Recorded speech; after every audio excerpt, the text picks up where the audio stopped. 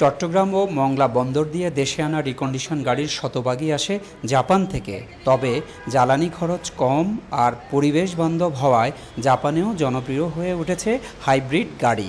আগামী ৫ বছরে জাপানি তৈরি গাড়ির ৫০% হবে হাইব্রিড জাতীয়।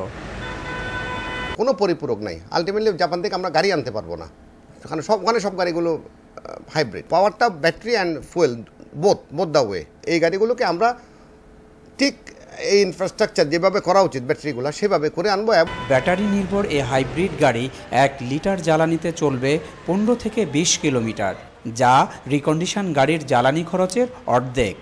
আমাদের যোগাযোগ ব্যবস্থা বর্তমানের মতো ঠিক অথবা তার চেয়ে উন্নত থাকার জন্য হাইব্রিড গাড়ির ডিউটি নর্মাল গাড়ির ডিউটি চেয়ে যদি সামান্য কিছু কমে, বাংলাদেশে আমরা হাইব্রিড গাড়ি ইউজারের কাছে ঘরে ঘরে পৌঁছায় দিতে পারবো।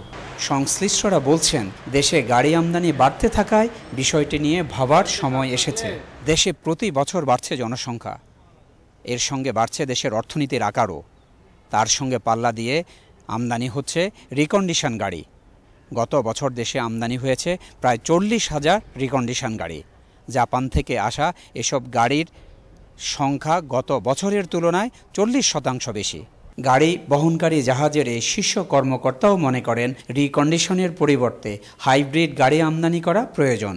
যেহেতু আমরা জাপান থেকে রিকন্ডিশন গাড়িগুলো আমদানি করি, হাইব্রিড গাড়ির সংখ্যা জাপানে যেহেতু বৃদ্ধি পাচ্ছে, আমরা আশা করছি ভবিষ্যতে বাংলাদেশে এই টাইপের গাড়ির সংখ্যা বাড়বে।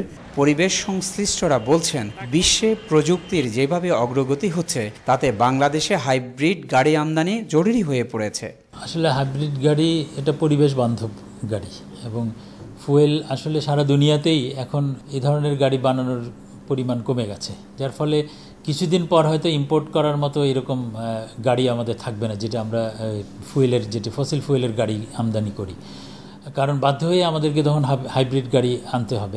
গাড়ি আমদানিকারকরা বলছেন, আগামী বাজেটে এ সংক্রান্ত ঘোষণা এলে হাইব্রিড গাড়ির আমদানি আর ব্যবহার দুটোই বাড়বে বাংলাদেশে। রফিকুল বাহার, ২১ টেলিভিশন, চট্টগ্রাম।